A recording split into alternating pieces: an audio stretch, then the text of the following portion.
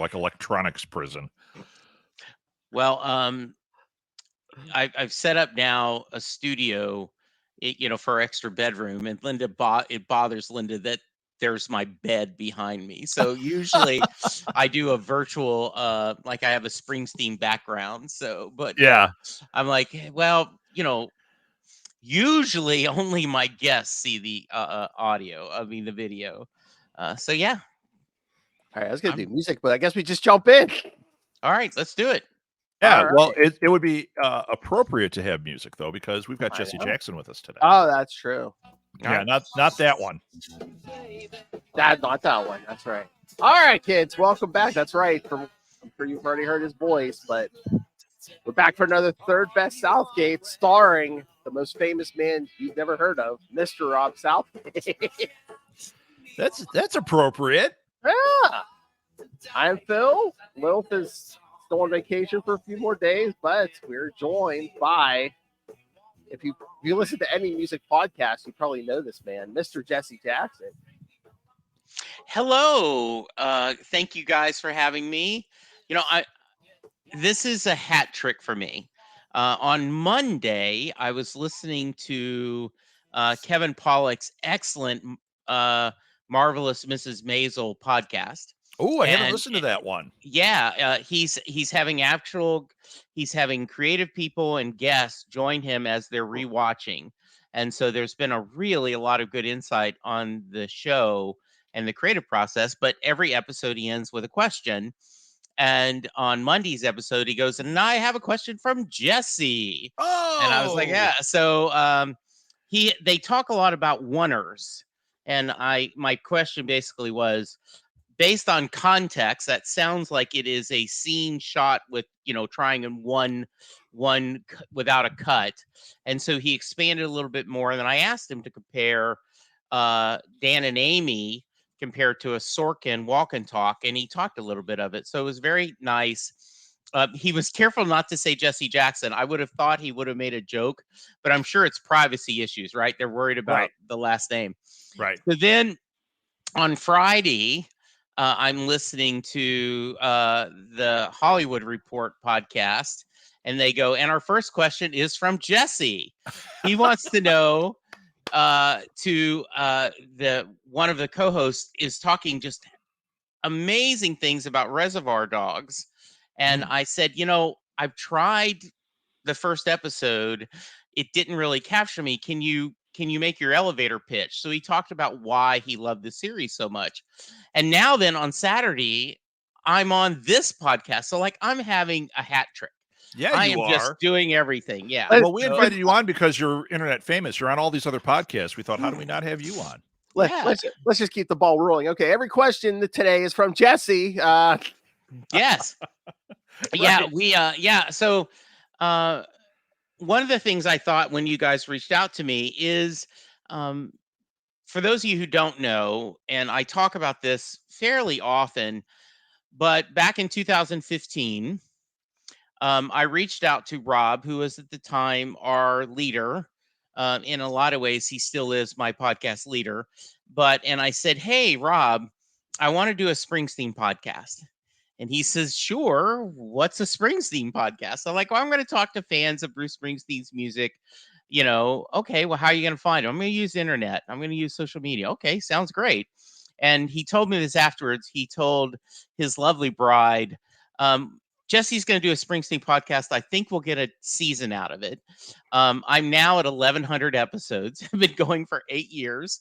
But Rob is the one that kind of gave me my first chance to do that. That said, and we've talked about this. One of the things that I love about Rob is if you're passionate about it, podcast about it. Because whether you have an audience of 1 or you have an audience of 1,000 or 1 million, the idea, if you love it, talk about it, and that is going to be fun for you. Right. So thank you for Rob. Thank you for that. But as I was explaining this, a lot of the things I was talking about Bruce, he said, I feel that same way about Wilco. So we are going to do a Set Listing Bruce episode today, but it's about Wilco. Oh, hey, all right. Yeah. So, Rob, talk to me. Where did you grow up, and what kind of music did you listen to when you were younger? What did your family listen to? Your mom and dad? Okay. Before we say that, my faith in you was great at the beginning, but my faith in a podcast just talking about Bruce Springsteen was not. We gave it to you because, well, actually, I talked about it with Maeve, and she said, "Of course you're going to do this podcast. Of course we were going to do this podcast." But I was talking to her about it, like, "How's this going to work?" And she said, "Don't worry about it. Trust Jesse. He'll figure it out." And in my head, I think I even said this to you. One of our rules when a new podcast came to us was we would say, we just want one Netflix season. Give us 12 episodes, and then you can ghost it. But you got to complete it. You can't do 4 episodes like all of our video game podcasts did and just disappear into a puff of smoke. Pun completely intended there for our video game podcast. For you, though, Jesse, you obliterated that. In fact, you might have been at 12 episodes somewhere around month 2 because you added in, you had a couple of shows then running on the feed and you just went running. And yeah, and it was really such an honor that you had me on doing what you're doing here. I was on as your first guest, actually interviewing you. And unfortunately, you asked me the question, so tell me about your favorite Bruce Springsteen song. And I went, I'm not a Bruce Springsteen fan. Welcome to episode 1. Even though I don't dislike Bruce Springsteen, Sure. it just wasn't my band. And I did say, you know, if I had to pick a band, I'm going to say Wilco, although I've got so many bands I could say. But Wilco seems to be a family constant. In fact, we're talking about getting a family tattoo. All 3 of us. Maybe we'll get Allie in. I'll see if I can get her logged in because she did get a family tattoo with us on the last one of a Wilco inspired shot, so that it shows. I mean, this is something that's been really important to us. And now Maeve and I have seen Wilco. I don't even know. I think we counted one time, it was like 12 times or something, all sorts of different venues. One where I was 3 feet away from Jeff Tweedy and he was eating pizza and he was looking right at me like, hey, you want to have a conversation? And it's the only time. You guys know me. I don't freeze with anybody. I completely froze. I'm like, I don't know what to say. Yeah. Because anything that would come out would be, I love your music. Yeah. Can you hold me? You know, Rob, one of the things, right, is we try not to be Chris Farley with, you know, Paul McCartney, right? Right. That Saturday Night Live skit. Remember when you did that song? That was great, right? Yeah, that's what I was afraid I would sound like, for sure. Yeah. So the other night, Molly has gotten really into music, really great taste in stuff, and we in fact have something. I think I haven't talked about it anywhere. Jesse, this is a Jesse Jackson exclusive. Phil, where's the music? Okay. Jesse Jackson exclusive. Oh, we have music. This is a Jesse Jackson exclusive. Molly and I have been recording. We've only done a couple of episodes, but we've been recording our own music podcast, and it's called Muzzle of B-Sides. That is a Wilco reference. They have the song Muzzle of Bees, which is fantastic. And we don't do all Wilco. We're taking, what we're doing is we're going an album at a time, picking different bands that we want to expose each other to. So when I was her age in high school, I would buy an album and I would listen backwards and forwards over and over until you really knew every groove on that album. That's changed. We get Spotify. We listen to singles now, right? When I listen to a full album, I'm always like, oh, isn't that great? But you kind of lost that thing because they were so curated. You know, a lot of pop stuff isn't, but a lot of the bands I listen to, like Wilco albums, those are curated, right? Yeah, you know, because, and I'm going to get you back on track in a minute, but I love this. I love this. Divergent is there is one of the guys I had on the podcast. He and a bunch of buddies are going through the 1,000 albums you need to listen to before you die. And they're listening to the album, they're breaking it down, and then they vote at the end. Do you agree? Oh, like, cool. Is. And they talked about the very first album covered in that book, because it covers it chronologically, was in this Wee Small Hours by Frank Sinatra. And they said in a lot of ways that was the first true album. Instead of just taking a couple of singles, throwing in some filler, and now then sending this out as a way to make money. Sure. This was the first. And there is that we grew up, and I graduated high school in 77. That era of the 70s and 80s and even 90s where they did think about that. You thought sure. about exactly, and for those of you who are Springsteen fans, right? Like supposedly, he threw away Born to Run, the whole album, because he didn't think it was right. And someone pulled it out of the trash. The River, they had a single album done, and then he decided afterwards, no, and they ended up on the box set he sent out a few years ago. He actually had that single album as one of the extras. Oh, cool. And they ended up, that produced like what it was ready. And then they decided, no, we need to do this double album. So in the days of Spotify, we just are iTunes Music. You pick the single, you go, or you sort. And unless you're a huge fan, like of a band, like my latest obsession is Jason Isbell. And when the new album comes from Jason, you listen to that album. The same thing that you did as teenage Rob, right? You put that on, except you don't get to flip it unless you are still going vinyl. So right. And we do well. That's just it. We bought. Speaking of Wilco, we bought that big box set that won the Grammy last year for Yankee Hotel Foxtrot. It's 12 albums. So you are flipping that vinyl, but oh my God, is that an incredible piece of work? So the question I have is, can you remember when you first discovered Wilco, and what about their music spoke to you? Okay, do you want that answer or the first question answered? Well, you've kind of talked about how you're kind of growing up albums, so I'm going to skip to our Wilco. Okay. No, it's actually important that I tell you the first part, because I think it's going to give you insight.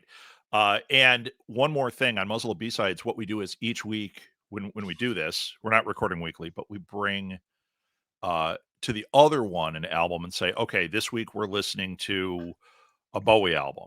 And we both listen to it. Whether we know it or not, it's that immersing yourself for a week in the album. And we've only done a couple, like I said. It has been fantastic. What took us off track is we ended up going to see so many bands that it's like, you know what, I'm not going to do that now. I've got too much to do, and let's go enjoy. We went and saw the National. We've seen the Mountain Goats. We're going to see something baseball in Minneapolis. We saw Mason Jennings. We're going to Bob Dylan. We saw Mountain Goats again. We've seen Bright Eyes like 2 or 3 times. I mean, this has been a blast. The summer of live music. Oh my God, it's been a blast. Okay, so growing up, music was everywhere. My dad is an avant-garde jazz musician. Did not know that. So, and he's a percussionist. My childhood had a soundtrack of a practice drum pad. Okay. My entire childhood. That's my joke. I watch movies. I'm like, Dad, I don't remember. I seem to remember like a drum soundtrack here. He's like, stop it. But Greatest American Hero had a drum soundtrack. It's crazy. He also played vibes, and then he was a music teacher. So he taught on all the different instruments. We had a baby grand piano in the room. We had his drum set always set up. And even at one point, he had a double bass drum set. It was like the entire room. It was crazy. So I was surrounded by music. And then, ironically, the turntable that he got an expensive one back then. And he still does, a massive jazz album collection, right? Okay. Which I'm inheriting, and I'm going to have to sell some of it off. It's huge, right? Anyway, that turntable I just brought here because they're not using it. So I just brought it home. I've got to figure out how to calibrate it, and that's going to be our vinyl frontier upstairs. So I was surrounded by music, surrounded by jazz. Yeah, Jesse. So the question, saw tons of live stuff. Yeah, normally I have 2 kinds of guests. The people that embrace their parents' music and then expand their horizons to learn other stuff, but never leave their parents' music behind. Or the people that go, no, I have no interest in that till they're 30, and then go, you know, that Johnny Cash guy my dad liked a lot? He Yeah. actually has a little something. Sure. Were you one or the other, or kind of a middle? No, I'm definitely in the first camp. I'm a big jazz guy. Yeah. I listened to it my whole childhood. It wasn't until high school that I really started listening to like current music. So Okay. that's when I found like REM and Husker Du and bands like that that were not popular at that time. You know, REM had like one album out, but Yeah. I heard it and was like, oh my God, like something speaking to me here. Now, I will tell you, so my dad did not really listen to any rock music or anything. Yeah. But when I was a kid, they got me my first turntable. It was from Corvettes, which was a kind of like a Target, but way back. Okay. They bought me a Corvettes. It had the speakers and the turntable and an 8-track in it. And in that, they bought me a jazz album. They bought me the Star Wars soundtrack on vinyl, and they bought me uh, Beatles. They Okay. bought me the greatest hits with the blue. What is it, 66 to 69, or you Right. know which one I'm talking about? The one where they're looking over Yes. the ledge. It Yeah, was the there's blue the two one. of them, the blue and the red one. Yeah. Right. They bought me that, and my dad, I remember when they gave it to me, he said, "You're probably going to end up listening to this kind of music, and I want you to have a bass. Like, I respect these guys. This is good music. It's just not his thing. He never Right. really liked the vocals and guitars and all that. So that was what started me on rock music. It was the Monkees and the Beatles and you know some of that kind of stuff. I had some things, but I didn't really heavily listen until high school. But I listened to jazz that whole time because I was going to everything, and like I saw the biggest names. I saw Sonny Rollins multiple times. I saw, you know, he's the one that, like, to this day, if I could go see Sonny Rollins today, I'd go see him. I love Sonny Okay. Rollins. I saw Ornette Coleman, who's one of my favorites. So here's an interesting thing. So as I got older, even through high school, I was still listening to jazz. Uh, it was in my 20s I found myself going back to it even more heavily, and I do. I still go through periods where I might go through 2 months where all I listen to is jazz, and Yeah. then, I go through 2 months where all I listen to is Wilco, or it's a lot of mix right now. Yeah. Uh, but jazz is always in that mix, and I remember we were living in Minneapolis, and we came back, and I was talking to my dad about music, and Yeah. I said, "You know what's funny? Uh, I've been obsessed with." Now I knew he really loved Ornette Coleman, and I was obsessed with Ornette Coleman, but I forget who it was. It was somebody else, and I said, "I've been obsessed with him," and he goes, "Oh yeah, that's one of my favorites." And I went, "Wait a minute, I never heard you play it." And he goes, "Oh my God, that was like my number 2." And it was funny because we had a very similar trajectory in our listening, and they were very separate. Hmm. He liked a lot of the bop and post bop, and then he did avant-garde. I was more post bop, avant-garde that way. So I Okay. wasn't so it was really interesting to see that even though his bass was different than my bass, we kind of kept coming back to the same players and getting super excited about those same players. When they put out the Ornette Coleman box set, Beauty is a Rare Thing, which, oh my God, is just an astounding box set. I Yeah. remember I came home and my dad, who had all the albums, had bought the box set himself, and I came home and said, "Did you get this?" He said, "I got it." We were like listening to Lonely Woman and going, Jesus. I mean, it's just, but it's funny. It was like talking to a friend about music that's on the same trajectory as opposed to it's my Yeah. parents' music and I'm going back to it. Did that make sense, Jesse? And It he still does. doesn't like rock music. He never did. Yeah. Do is he still with you? Yeah, in fact, yesterday Hmm. we signed up for him to go into a nursing facility, assisted Okay. living. He's got Parkinson's. He doesn't Hmm. listen to music at all now. In fact, Okay. I had won a complete Bose system from where I worked. I won 3 of them from Wow. sales while I was there. So I have one sitting here that doesn't work. We had one in our bedroom that doesn't work. I gave one to my niece and nephew who knows if that works, Yeah. and I gave one to my parents. So I won 4 of them. Okay. And Oh, it took a couple years for me to do that, but Yeah. they had that. I finally just took it down maybe a year ago because there's been no music listening on his end. My mom listens to some music, but it's on her Alexa. Okay. So Okay. So that does give a lot of context. So you're seeing a lot of bands.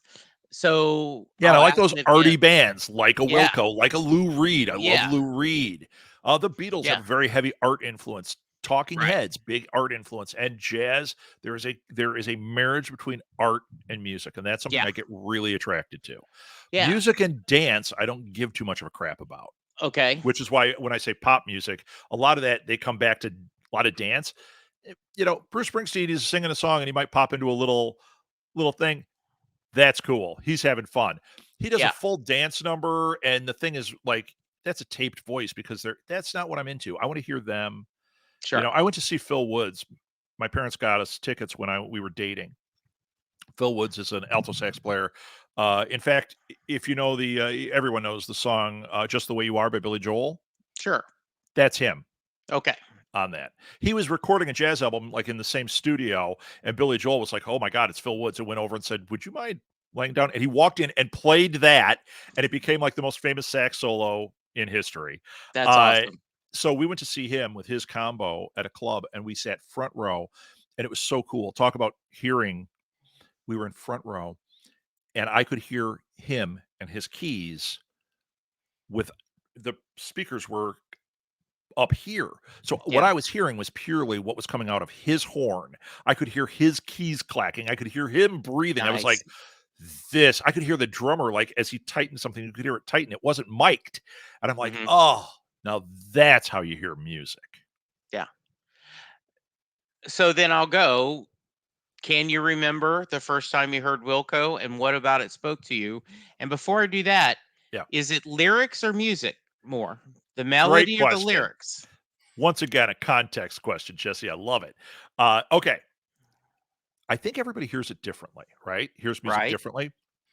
For me, and it is probably because I grew up with jazz and because I was a musician, I thought I was going to do that. I hear the music first. Okay. It takes a while for me to hear the lyrics. Every once in a while, you hear a song and start singing along right away because it's just like chewing gum. It Yeah. just goes right in, and you're like, yeah. Yeah. But the bands I talk about, when I talk about a Wilco or an REM or a Black Crowes or a Jellyfish, these bands, the music is what I hear way before I hear one lyric. Sure. It was heartbreaking when I finally heard Roger Waters' lyrics and was like, "Oh, you're a Nazi sympathizer." Yikes! This music is incredible, Right. right? But his solo stuff is not great if you listen to the lyrics. Uh, so it's music first. That's the opposite of my family. Molly is kind of a mix, but I think she's more lyrics. Maeve is 100% more lyrics, which is why Yeah. Wilco works for all three of us so well. Yeah. You know, I'm going to get your introduction to him, but one of the things that was interesting you talking about this is um in when we were going to go see Bruce, this was going to be Linda's second trip. We drove up to Cleveland to see him. We made a whole trip out of it. We did the Kentucky Bourbon Trail. We called it our Bruce and Bourbon Tour. But her problem was that she says, I don't understand what he's singing. He mumbles too much. He groans too Yeah, much, yeah. right? And She shouldn't listen to my podcast. Listen to my voice. and I make the argument that's often a lot of rock and roll is that way, right? Yeah. That I said, so what I want you to do is don't try to understand the lyrics. Think of it. Remember when we were kids and we were in the elementary school and they played Peter and the Wolf, right? And they said that each of The whole those story was laid out and it was all musical cues. the instruments were playing a different character. I said, think of Bruce's voice as just another instrument. Exactly. Listen to the music and see if it emotionally moves you.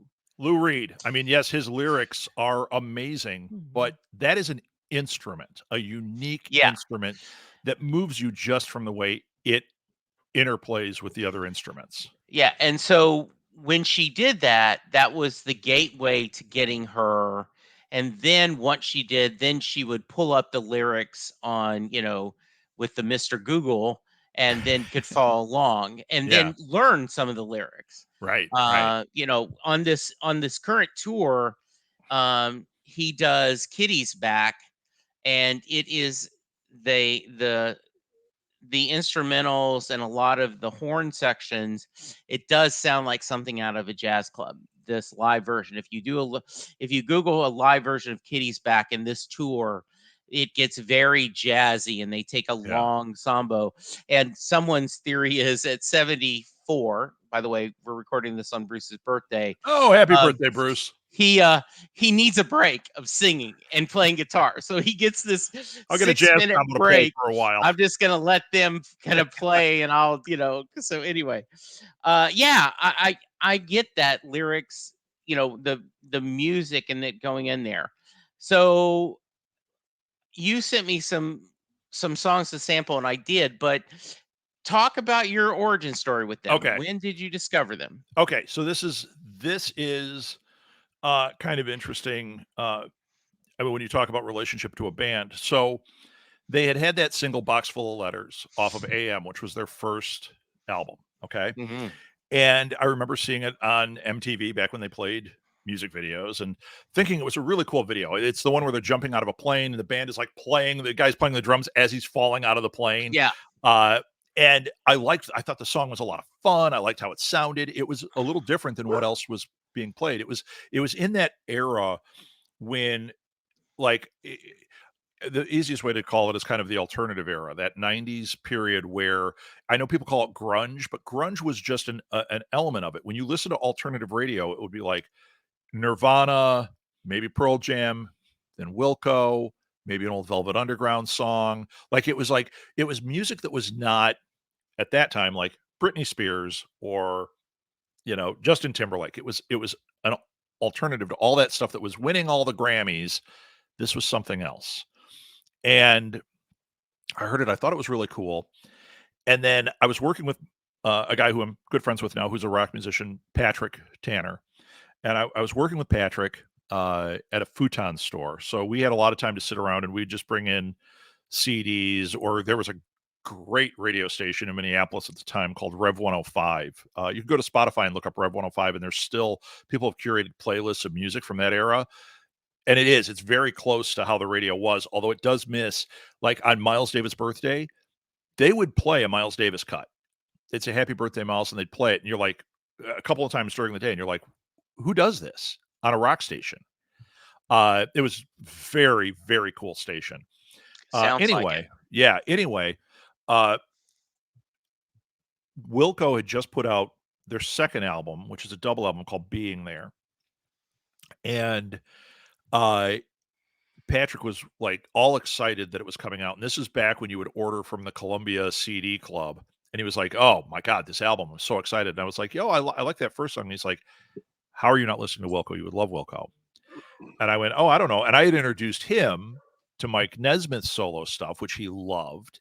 And his solo stuff, Patrik's stuff, sounded, as he put it, if the Beatles had been born in Waycross, Georgia. Yeah, pretty much. It was kind of he's Swedish. I called him the Swedish cowboy because he was kind of playing Beatlesy pop in a country twang, but he's from Sweden. Hey, Rob, can I interrupt? Yeah. So that's the same Patrik Tanner who does our theme song. So, yes. Yeah, that's so buy Patrik's stuff. He has a new album out too. Yeah, Jesse, if you don't have that, I'll send it to you. It's so good. So anyway, Patrik's like, oh, no, you got to get this. You got to get this. So I ordered it from Columbia Record Club. In fact, it was the same order where I got the Velvet Underground because I'd listened to him before, but I'd never explored an album all the way through. And he was like, no. And we had this big conversation about music, and he was like, order that. I had him order Mike Nesmith and this Van Morrison album. I forget which one. Doesn't matter. But we were just having fun talking about all this stuff. So I order it, and I put on Being There. And so I get that. I liked it. Thought it was cool. Then I switched jobs. And at this new job, I had to take the bus. So I had a portable CD player.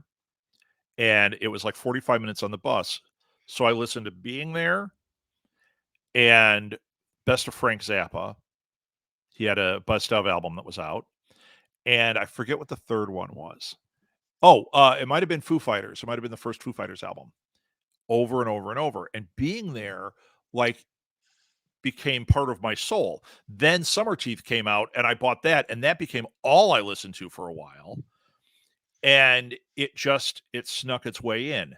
Now we move back to Chicago, which Wilco is more of a Chicago band, and there's opportunities to go see them. And some of the places are pretty big, but they're still playing here a lot. So we started going, and every time the show is astounding, and it's completely different. And like, you're going, holy cow, this is not a band that, can dip back 3 songs and they're out. This is a band that's going to be around for a while. And the creativity was getting out of control. By the time they hit Ghost is Born, I was like, wow, we're now moving into Beatles territory where they're in their own league. And the sad thing is, a lot of people, when you get outside of Chicago, they don't really know Wilco, or they kind of know Wilco. And even here, I drive Lyft and I play it, and people get in the car and they'll be like, oh, this is really great. What is this? And I'm like, how do you not know this? We were from Chicago. They play it on commercials here. Like, it's on everything. I mean, Jeff Tweedy was on Parks and Rec a couple times. He's been on a lot of shows. He was one of Letterman's favorite bands. Letterman had him on a lot. So that was where it started. It was me listening to Box Full of Letters, and then Patrik talking me into being there. And that not necessarily slow burn, but that commitment. Like, I loved it, and I thought, I'm going to give this a real listen. And boy, that was the end. I mean, and what I was going to say, Jesse, one more thing. In our concert going thing, we're supposed to go see the one in Minneapolis. We're supposed to, so I've got a writers conference thing over the weekend. On Sunday, I said to Erica, the CEO of the company I work with, I said, you know what? I can't drive you to the airport. We got to drive to Minneapolis. We're going to this concert on Tuesday. We're leaving on Sunday, or going on Monday. We're going to leave on Sunday. And then that night, after I told her, tickets for Jeff Tweedy, a signing of his new book, and he's going to play some acoustic. Oh, nice. It was $60. You go to see Wilco, it's like $200, $300 now. $60. It's just an intimate thing with Jeff Tweedy, and you get a signed copy of his new book, and his books are fantastic. Everybody should read his first book. It's so full of great stories. So I want to get Phil into this, and so I want you guys, and this is purely your thought, but a couple months ago, I had on my Babylon 5 podcast, we also do one-off episodes where we just talk about pop culture. And right now we're going through Sci-Fi's 12 Monkeys. None of us had ever watched that series. And my friend Todd's on that show. Yeah. Oh, there's the name drop for the episode. Yep, there's Todd. So he and Karen watched Western Stars the same way you and Maeve did. Yeah. So we discussed this, but so he asked me to listen to Tragically Hip. Oh yeah, Tragically Hip, which is from a very Canadian band that never hit it big in the U.S. Right. They had the airplay here, but living in Minneapolis, you did hear them on that Rev 105. Yeah, and so I really, really was impressed with them. And so you sent me some samples on Wilco. Really enjoyed that. So thoughts on, and often if you think of Springsteen, you're talking Jersey. Same thing with Bon Jovi, Nirvana, the Seattle. So even though they may have global thoughts on bands that somehow get this local identity. And Phil, if you have any thoughts on that, and then we'll get Rob's thoughts. Who's big from Pittsburgh, Phil? I know there was a band. I'm not even sure if they're still around, the Clarks. I don't know if you've ever heard of them, but I know that they've been big here probably at least for the last 20 years or so. I think do you think these bands just get local through like radio play and just like playing everywhere? Or I mean, Jesse brought up the Wilco, which I'm sure he's talked about before, and I'm like, I wasn't familiar with Wilco, so that's So that's another Yeah, example. I wasn't either. Regional- And yeah. and It's so I strange to me because it's Yeah. not just, I mean, they're an international band, yeah. but with radio the way it is, you're not really hearing when a new single comes out. It could be a generational thing too, because I mean I'm 10 years younger than you, not in the same region, so I just Yeah. But it is, I sometimes think that what I'd love, and this won't happen, but if Sirius XM said one channel is blend, we are going to randomly pick a song from all 200 of our music channels and just play it. Yeah, It's like you may hear 70s funk, you may hear hip hop, you may hear classic country, you may hear classic rock. I'm like, I'm on a road trip. I'm having that playing going, oh, I don't like that. Ooh, I like that, because My Spotify playlist is that way. I have Yeah. one, and it's got like 4,000 songs, and it is just very Yeah. random. Although Molly Sure. says it's very funky. I got a lot of funky stuff in there. Uh-huh. So, yeah, I just find that fascinating because spending time with Wilco, they were very good. I enjoyed listening to the songs you heard. And my buddy from the UK, Terry Smith, that you Yeah, guys both Terry. know, he went and saw Wilco just recently. Oh, And really? they were Oh, in yeah, they're on Europe. that tour. Yeah, in fact, Yeah, they were and they were in Scotland. Did he see him in and Edinburgh? yeah, he saw him. Yes, he did. Yeah, they're And he down in talked Australia about right now. how Mm. amazing it was. Yeah. And I told him, and I'm going to let him know that we talked about it. I Go ahead. One of Jeff's sons is in the band now. Mhm. He's not the main drummer. There's the drummer. The drummer that's there now is not the original drummer. He's a jazz drummer. Mhm. And the first time I heard him, I was like, what happened? Like, this was a new drummer, but you can't tell from the audience. And I'm like, this guy's playing all these jazz things. Like, he plays like a jazz drummer. And then I Yeah. found out he's the new drummer, and he's been there forever. But Jeff's son is now a drummer in the band. Mhm. And they did an album together called Tweedy, just the two of them. Mhm. It's excellent. It's Wow. excellent. That's Spencer Tweedy. And then his other son, Sammy, in his book, he talks about how they have a band, a house band, that has done a couple of live things, but they've never put anything out there, called the Raccoonists. And Molly is obsessed with the Raccoonists because it's Jeff and his two sons. It's so cool. They're fun to follow on social media too. So I'm going to randomly take us away, but I just thought of this. I love the idea of you and Molly going through these albums together and her sharing something with you and then you sharing something. Even though you're early in this journey, is there a specific album that either one that where she showed you and you went, oh my goodness, this has been not just enjoyed, but oh wow, how did I miss this? And yeah, how about with her, one where you may have shared and she goes, oh my goodness. I don't know if one has hit her that same way. She listens to so much music. She's very much like Maeve and I. Uh, Okay. we listen to a lot of music, and she and Right. Maeve really share, especially the newer stuff. Like they love listening to Phoebe Bridgers and Yeah. and I love it too, but I haven't like explored it as deeply because I've just been too busy. Hmm. Right? Yeah. The first album we did, though, she recommended we do Tallahassee by the Mountain Goats. Okay. And I really love some of the songs on there. I'd heard it before and really liked it, but living with it for a week, I must have listened to it, I don't know, 8 times. Oh my God. I'm like, this is now this goes up there with my albums that I'm gonna always go back to because it's an incredible album. Well, because I do not know any of their music, so I think that's interesting. Get Tallahassee. Try it. Okay, it is that good, huh? It is that good. Okay, It is that good, nice. Jesse. You're going to really like the Mountain Goats. Okay, They're very, I guess you could say, alternative because it's not. They were one of those original lo-fi bands where their first 3 albums are all recorded on a tape deck. But you yeah, listen to those and you're like, Jesus, the music is crazy good. This is just some guy standing there with his guitar at a recorder. Which, you know what? In a different era, that might have been Bruce. yeah, I mean, that's how this is. Now, they've been around forever. He's never going to be Bruce as far as that Yeah. goes, but their live shows are incredible, and it's like seeing a punk folk band. Yeah. Okay. They're Tallahassee, Jesse. Trust me, you're going to come back to me and go, "Oh, what a great suggestion." Okay. Good. So you mentioned you've seen him in, probably a dozen times.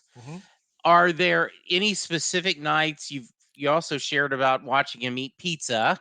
That concert was in Milwaukee. You want me to tell one that was special? Yes, please. Okay, I'll highlight that one. Although as I go through them, like I can't remember. Sure. I mean, like I remember loving every minute of every one of them, but Yeah. that one in Milwaukee. So the opening band was a band called, I might get it wrong. I think the name of the band was Preston School of Gas. Okay. That might not have been the band, though, because we also saw the Honey Dogs right around that time, and they may have been the name of the opening band for the Honey Dogs. Okay. Doesn't matter. We're going to go with that name. So whoever this opening band was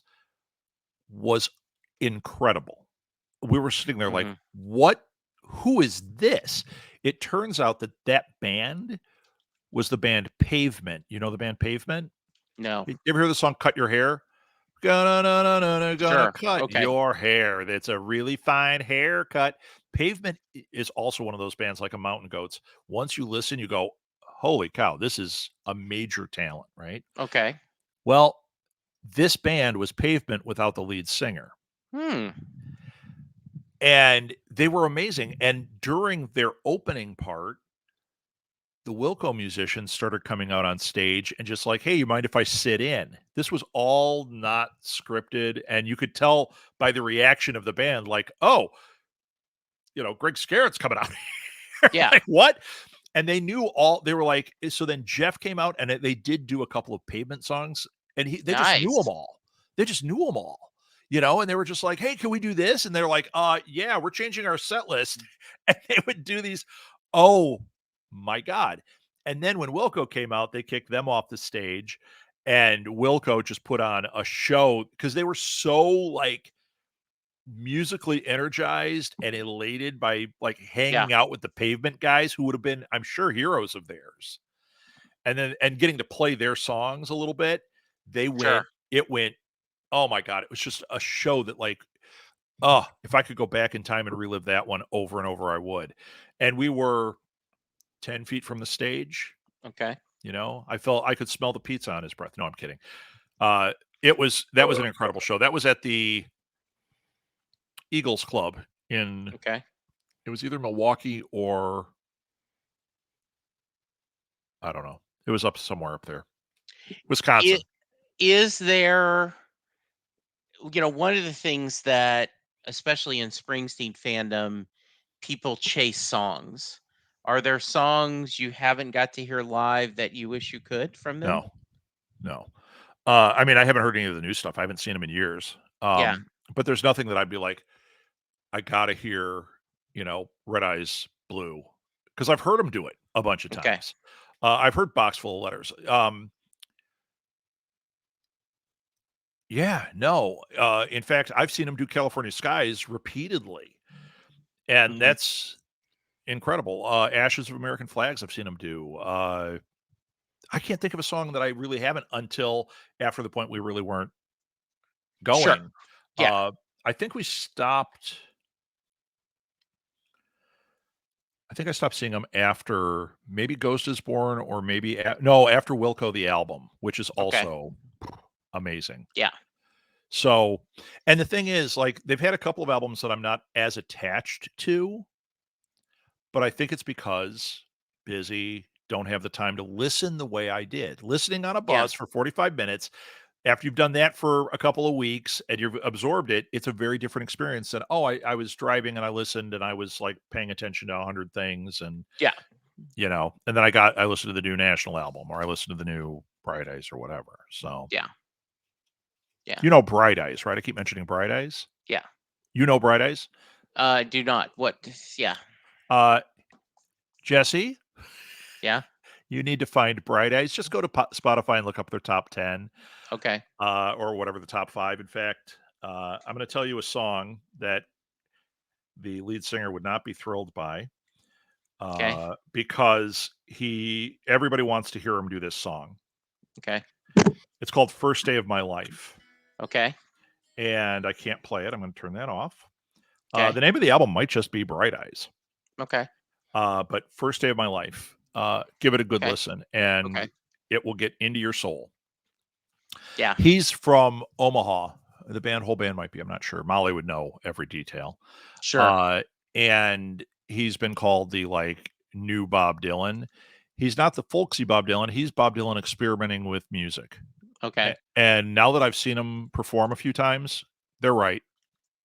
The guy's incredibly talented, and the music's just blows you out of the water. Why would he not want you to mention He's tired that? of playing it. Huh? He's tired of playing it. He said, I got to play that song everywhere I go. Yeah. So he's like, and I've seen him play it, I think, twice. But the last concert we went to, he didn't play it. That was a cool concert. One of the opening bands was Maya Hawke, from Stranger Things.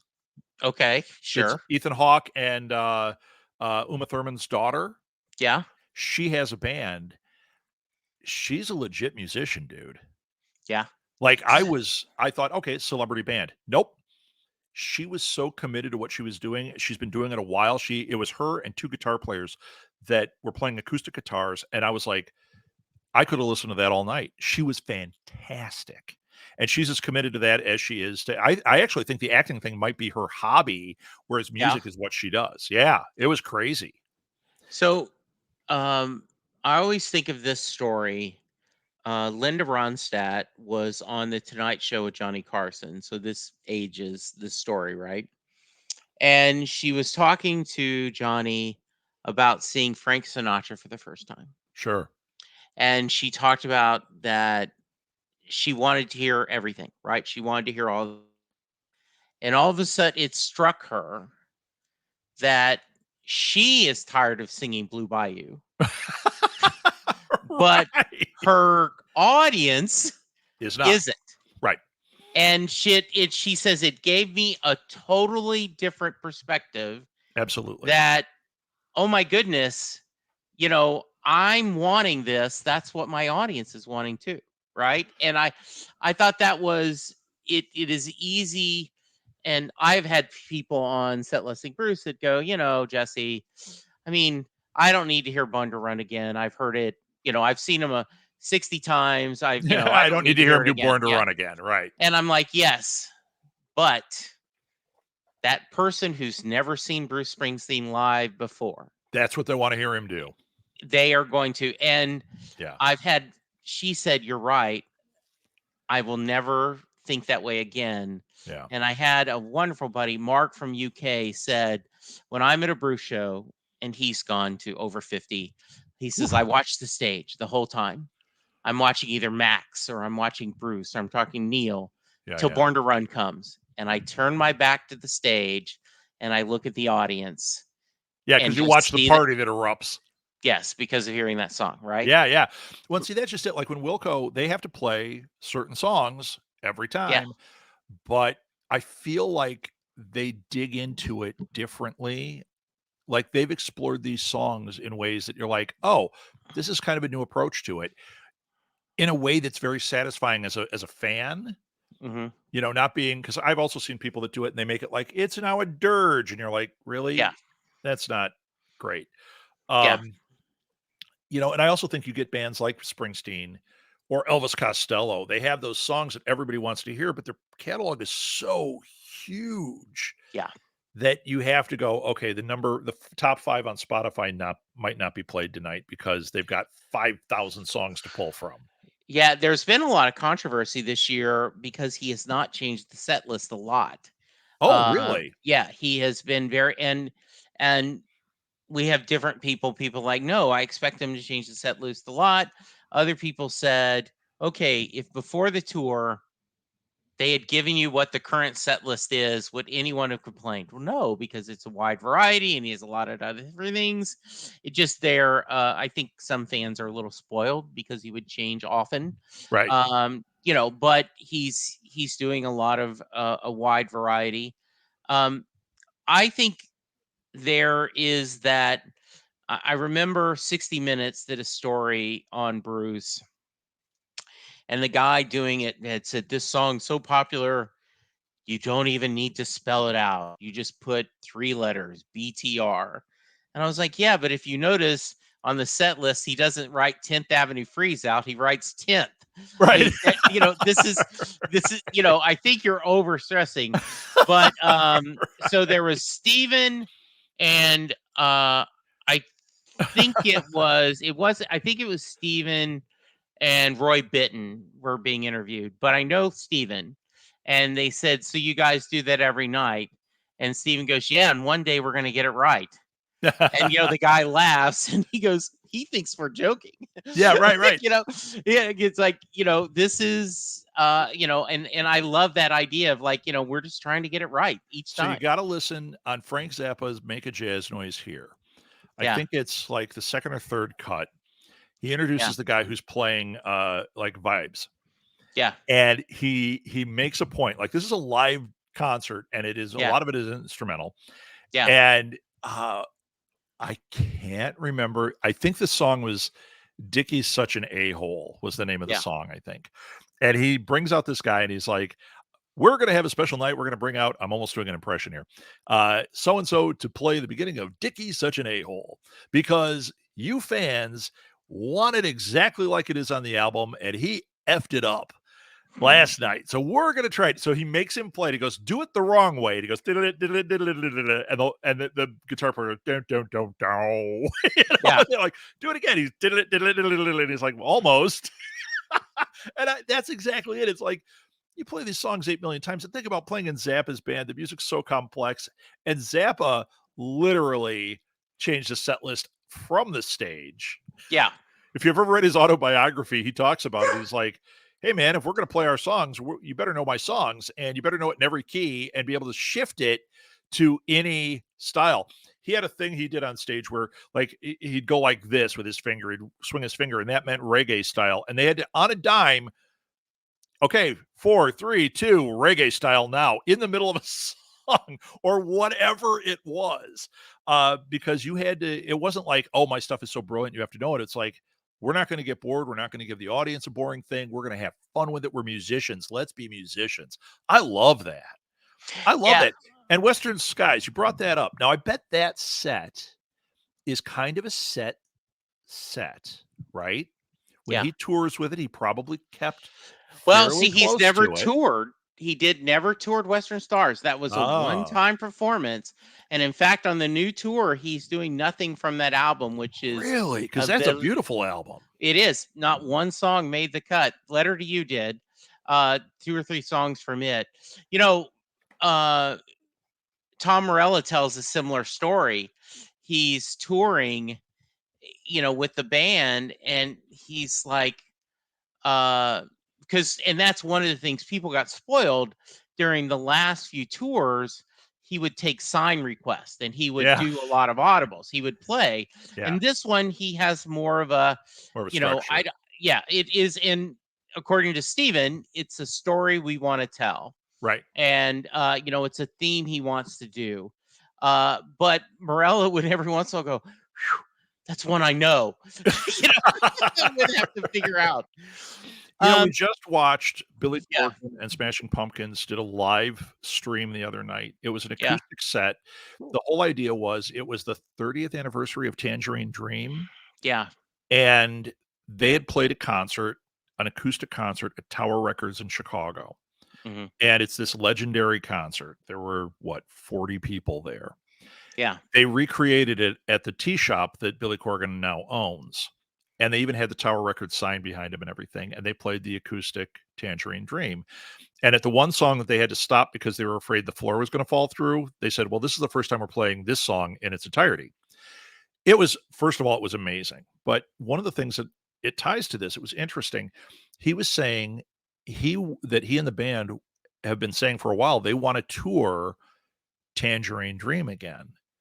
Go back to basically do that album with maybe a couple of songs off Gish, but nothing more current. And he said they're getting like the studio, their record label doesn't want them to do it because they're like, oh, nobody's going to be interested in that. Yeah. And it's like, when you're experimenting with music, like if Bruce toured Western Skies and he kept to that set list, yes, it's great to see when they change it up, but sometimes it's great to see the book they've written. Yeah. And that's how it felt watching this. I mean, we were like, Yeah. I was so tired. I was, me, I was going to go to sleep after 3 Yeah. songs. I watched the entire thing all the way through the credits and was like, this was an experience watching them do Tangerine Dream acoustically, I bet. 30 years later, and still it felt like you were watching those kids bang out on their guitars, even though they were acoustic. It was crazy. Yeah. That sounds cool. All right. It was. Cool. So I'm going to wrap up with, I do want to ask both of you. I am going to I'm going to put on my Evangeline hat and say, have you guys checked out anything from Jason Isbell? No. All right. So he was a young guy that played for the Drive-By Truckers, wrote a couple of songs, and got fired. Southeastern is his big breakthrough album. It was the first album he did after he had gotten sober. So I will send you guys 3 or 4 songs to try. Got it right here on Spotify. Yeah, Just pulled it up. Yeah. If We Were Vampires, Elephant, and Cover Me Up are 3 that are all similar musically, but very differently lyrically. There are many people that say he is the best songwriter under 50 going today. He would tell you that's not true, but he is pretty good. He also is, he has a small part in the new Martin Scorsese film coming up. He played up in Oklahoma. So yeah, he's really, he would be more lyrically, though the band is good. His wife is Amanda Shires, who is a beautiful fiddler. She was part of the Highwaywomen, that kind of country supergroup. Yeah. So I'd love for you guys to check them and let me know what you think. I will absolutely check it out, Jesse. All right, good. Any final thoughts before I turn it over to our wonderful host, Phil? I really enjoyed this. This was unexpected. This show is always different since you guys come on and ask me questions. I didn't know it was going to be all music. When you asked me to send you those Wilco songs, I thought, oh God, he's going to ask me what the lyrics are. I could probably, when they're playing, I could probably sing along, but I probably couldn't tell you 4 lyrics, except for California Stars. I think I know that one because it's so simple. So this was a lot of fun to talk music. I always enjoy it. And Jesse, we'll have to, at some point when Molly and I make it official that Muzzle of B-Sides is a thing, we'll have to have you come on and we'll talk some music with you. Yeah. Maybe you'll pick a Bruce song and we'll have to do that one. Or we could do a Bruce album or Pet Sounds. Like, I don't know if either one of you has spent a lot of time with Pet Sounds, but I'm a huge Bruce. Yeah. And I bet you she hasn't, huh? I have, speaking of Brian Wilson, I'm not a big Beach Boys fan, but I do like Pet Sounds. Sure. But I have a bootleg track of Jeff Tweedy live doing Love and Mercy. Yeah. I was sitting in a crummy movie with my hands on my head. Yeah. His version is like, oh my God, it's the definitive version. It's kind of like when he did the Dylan song. I don't know if you ever heard oh crap. Let me see if Molly's here and she could tell me what the name of the song is. is. While you're waiting, I feel the same way. Obviously, almost anyone will tell you that Johnny Cash's version of Hurt is the official version compared to the original. Yeah. Right? Oh, those American 3 albums. Yeah. Ooh, man, there's at least half of those songs. You go, yeah, that's the one. It's Simple Twist of Fate. Look that up. Now that's on Spotify. Jeff Tweedy doing Simple Twist of Fate. It's like as great as the Dylan version is. Okay. I end up back at the Jeff Tweedy one every time. Even though the Dylan one is, I would put that in one of my favorite songs until I heard Tweedy do it. And I'm like, yeah. I think his interpretation, it's just, man, it's there. Well, and I would make the argument that Highway Patrolman that is off Bruce Springsteen's Nebraska album. Johnny Cash does a version, and I think Cash's version is better. I can believe it. Yeah, I can believe it.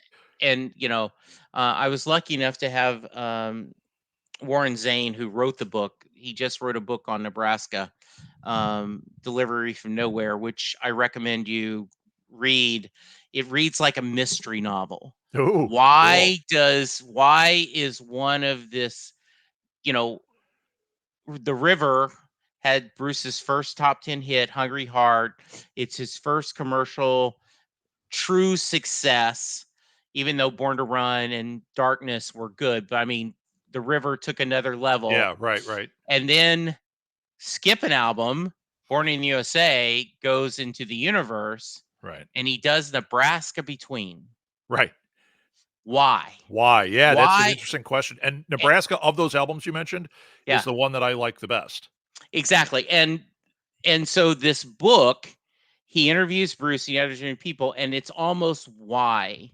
And I won't spoil it, but the idea of creatively, why did he have to take a breath before he went to? It reminds me, I don't remember the name of the album, but when after Beck did Odelay, he had Mellow Gold, he had the big hit of Loser, then he did Odelay, which was one of those Into the Stratosphere albums. And then the next album he did was this lo-fi, like almost country song album. Yeah. That he recorded he went to a cabin in like the Appalachians with an 8-track and a couple of his buddies. Why? You have... I'll give you one other thing about Odelay, which is interesting, which, I mean, this was a huge album, right? Devil's Haircut, What I Got, all that stuff was on it. Big album. So I had a friend that was a rock musician in Minneapolis, another guy who got a record deal, was smart, took the money from the record deal, and rather than blowing it, bought a studio. He actually bought the soundboard from Prince's old studio and bought a studio and made the upstairs an apartment. So he and his wife lived up there so that the studio was making money, and that money was paying back, because when you get a record deal, you got to pay it back. Right. So he didn't have to tour to do it. He did tour, but he was able to make money off of the studio, which took care of it. So he was telling us that Beck, when he was in town, recorded a bunch of the Odelay tracks. I'm like, oh man, what did he record? He goes, I don't know. He recorded about 60 full-blown, fully produced tracks. And that was just one of the stops. He didn't record the whole album there. Imagine how much material, where he was so prolific. And I mean, oh my God. And he said every song he was so jealous of. He's like, this guy's music is pouring out of him, professionally produced, great sounding, incredible music pouring out of him faster than I can get a recording going. Can you imagine? No. So you talk about that lost stuff. It's so interesting. And I'll tell you why I'm not a Springsteen fan. I can tell you exactly why. Okay. And this you'll understand, because the stuff I like, you'll go, it all makes sense. I don't like the 50s influence. The stuff that sounds like 50s rocker, New Jersey rocker guy from the 50s. Yeah. Eddie and the Cruisers type stuff. I got no use for it. Then you hit Nebraska, and I'm like, oh my God. Hungry Heart is my least favorite thing off the River. I really liked the River. Hungry Heart's, that's a 50s song made later. Yeah. You would enjoy, I think you'd like Letter to You. I don't know that one. Which is, that's his last studio album. It still has a little bit of 50s, but it's very much about endings and bands and death. I like that. Like Western Skies was fantastic. The only one I didn't like was that 50s one, that Johnny's Juke Joint, whatever. Exactly. Yes. Exactly. I was like, everything else is so good. Why did you do this? But you know what? That's his era. Yeah. It is. All right. Thank you. Hey, Phil, this was a blast. Thanks for setting this up. Hey, thank you. I mean, Jesse, it was a great episode. And again, if people want to get more of Jesse Jackson, I mean, check out, there's over 1,000 episodes of Set Listing Bruce. I mean, usually he gets to talk more on his episodes. So I recommend checking those out. But Jesse, tell people where they can find Set Listing Bruce. Sure. I do want to plug, if you listen to one episode, and there's an episode where Rob and Maeve joined me to talk about Bruce, but recently I had a lady named Sarah Gregory on the podcast, and I have just been talking about this because I think it's a story that's important. Sarah's grandmother was murdered over 20 years ago by a friend of the family. He was convicted, was in death row, and it went her a spell where she did a lot of substance abuse, self-medication, went through a dark, dark hole, got sober, kind of got her life. However, her butt was, I can't forgive him. No matter what hit her sober counselor, her, her AA sponsor, you really need to this. No, can't. And she was in her car and she listened to, of all things, Bruce Springsteen's song Letter to You. And it struck her. And she went to her house and she wrote a letter to this man and sent it. And I will not tell her story, but it ends with she's there at the execution telling him, look at me with love. You know, the last thing you'll see is someone who loves you. Wow. And it's all because of the music that bonded him. Her name is Sarah Gregory. It's on Set Listing Bruce. Check it out. Yeah, it is a amazing, powerful story. I am on the Twitter machine, aka X, at Jesse Jackson DFW. Set Listing Bruce is wherever you find podcasts. And I will always give credit to Rob for being the godfather and helping me get started. I also do a little podcast called Perfectly Good Podcast, which is we are going through every John Hiatt song in alphabetical order. That's somebody which I else. love. Which That's everyone so else. Cool. David Letterman that's another favorite of David Letterman. John is someone who is known more as a songwriter. And if you've not spent time with him, he is a great writer, musician. Last best so for conversation, where we're going through Babylon 5 in chronological order as a rewatch. I have seen it. My two partners haven't. And then last, Next Stop Everywhere, the Doctor Who podcast, the first podcast where I became part of the Southgate media family. And Charles and I are still going strong with that. Is How Many still happening?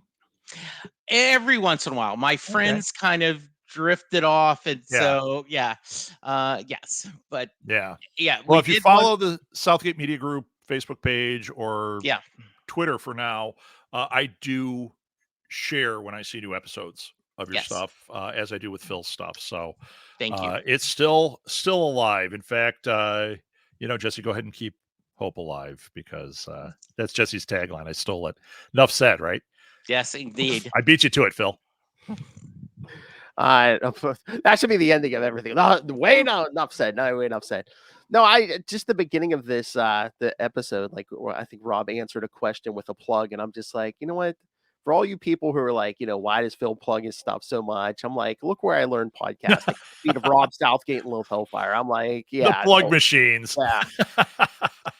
Let me answer that question, Jesse, with a plug. I have a new show coming out. Well, and the reality is, we do this because we love doing it and we love sharing. But there are, there's not enough joy in the world, right? And to share things that bring you joy, that bring you happiness, and sometimes there's going to be shows or musicians or music you go, I didn't care for that, but you might. Yeah. Right. Because there's all different. So, I just think this is great. And I appreciate it so much. I have a plug. No, I do. I'm going to plug. It's actually all tied together. It's actually two things that are tied together. So I know I've talked about on here. I don't know if I've made an official announcement, but I have been hired by Four Horsemen Publications. I am now their VP of Marketing and Growth. So this is awesome. This is like I'm an adult, which is why it looks like I'm in a prison back here. No, that's a joke. It's just great. And Erica, the CEO, has a podcast called Drinking with Authors. I'm going to recommend everybody check that out.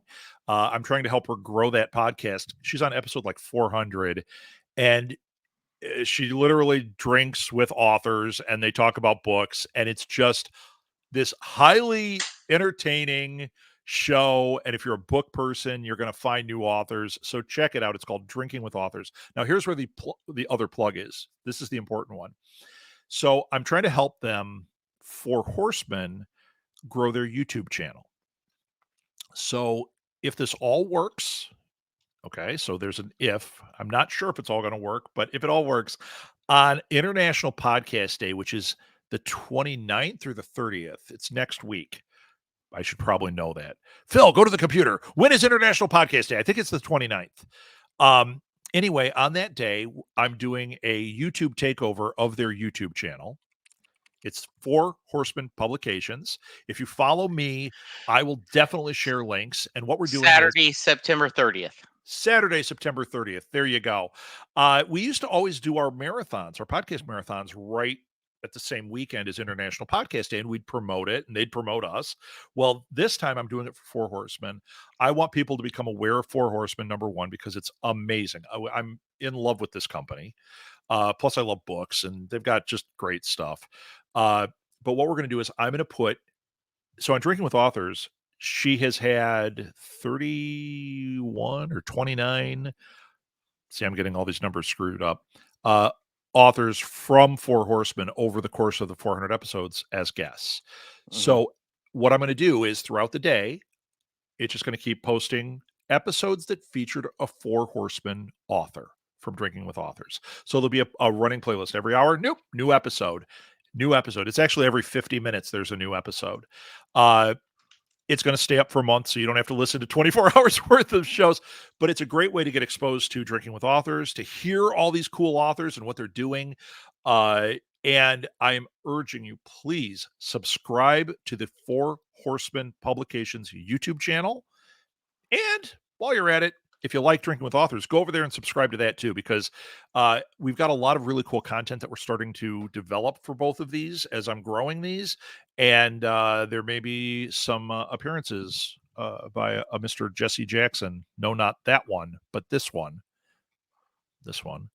And maybe even a Mr. Phil. Maybe. So yeah, please. I really encourage people to check those things out and to subscribe to them, because I know what's coming and it's really great stuff. It's kind of like having Southgate Media Group, but now it doesn't all sit on me. I get to create stuff and have people do stuff. Yay! I only have 10 podcasts going right now. There you go. There was my plug.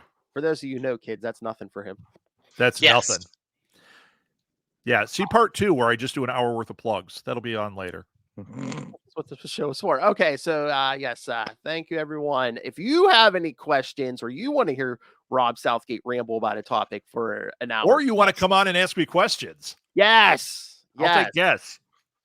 So if you want promotion by just sitting here and listening to Rob ramble, email us capesandlunatics@gmail.com or call the voicemail 614-382-2737. That's 614-38-CAPES. And you can find all of our Capes and Lunatics content episodes. You can find social media, merchandise, and links to our Patreon, where you never know what you're going to get. You're going to get buy their stuff. Yes. So I'm your call to action. Buy their stuff. There you go. So find everything at tubespace.io/Capes and Lunatics Podcast Network. That's tubespace.io/Capes and Lunatics Podcast Network. I got one more plug. Next weekend, I am at SuperCon, SIOUXPER Con. It's in Sioux Falls. Get it? SuperCon. It's in Sioux Falls, South Dakota. And I'm going to be doing panels on Saturday and Sunday. I've got some great panels. I submitted them because I was going there for Four Horsemen just to check the place out. And I submitted for panels, and they called me and said, I feel like somebody from San Diego Comic-Con just offered to do panels, like yes to everything. So I've got all these panels I'm doing. It's going to be great. They're the same ones I did at Indie PopCon, which were fantastic. Lots of fun. So please, if you're in the area, go to SuperCon, come check me out. And if you hear this and you do that, come say hi to me, because I'm going to be very lonely. No, I'm kidding. I'm not going to be lonely. Maeve and Molly are going to be there too. Come meet the Flying Southgates. Okay, that's it. Come meet the first, second, and third best Southgate. That's right. So there you go. SuperCon and Four Horsemen Publications and Set Listing Bruce. And then buy Phil's stuff. Go listen to Jesse's stuff.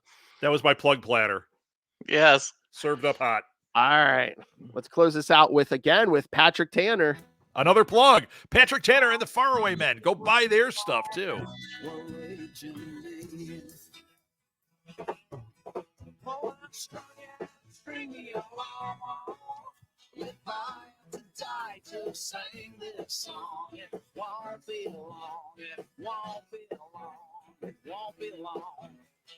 This song is the one half sold me on this show. Me too. That's awesome.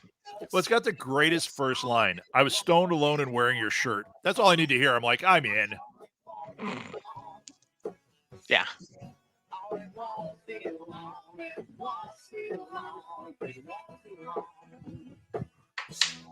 Enough said. Enough said. Yay. Say your